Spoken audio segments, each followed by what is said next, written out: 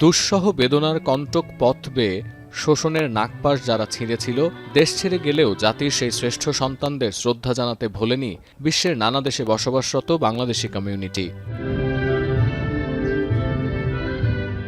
এদিন কাতারের দোহায় বাংলাদেশ দূতাবাসে উদযাপন করা হয় মহান স্বাধীনতা ও জাতীয় দিবস।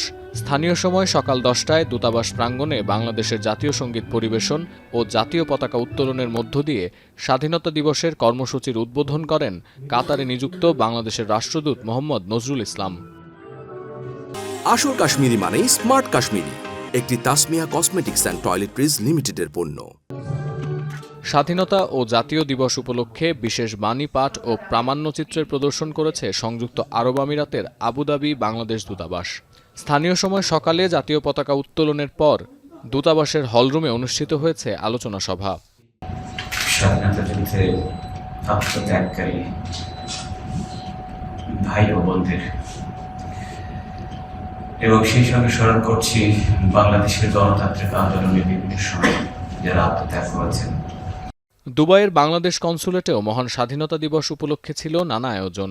স্থানীয় সময় সকালে জাতীয় পতাকা উত্তোলনের পর মহান স্বাধীনতা যুদ্ধ এবং 24-এর গণঅভ্যুত্থানে শহীদদের আত্মার মাগফেরাত কামনা করে দোয়া ও মোনাজাতের মধ্য দিয়ে শুরু হয় মূল আয়োজন।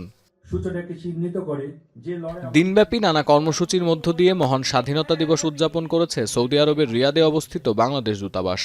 জাতীয় সঙ্গীত পরিবেশন ও জাতীয় পতাকা উত্তোলনের পর দূতাবাসের অস্থায়ী স্মৃতিসৌধে পুষ্পস্তবক অর্পণ করে মুক্তিযুদ্ধের শহীদদের প্রতি শ্রদ্ধা জানান দূতাবাসের কর্মকর্তাসহ বাংলাদেশ কমিউনিটির বিশিষ্ট ব্যক্তিবর্গ ও বিভিন্ন সংগঠন।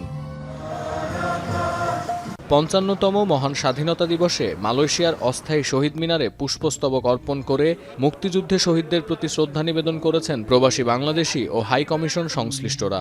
এছাড়াও এদিন প্রদর্শন করা হয় 71-এর স্বাধীনতা সংগ্রাম ও 24-এর ছাত্র জনতার অভ্যুত্থান নিয়ে নির্মিত বিশেষ প্রামাণ্যচিত্র। সতীর্থ কর্মকার, এখন বিশ্ব।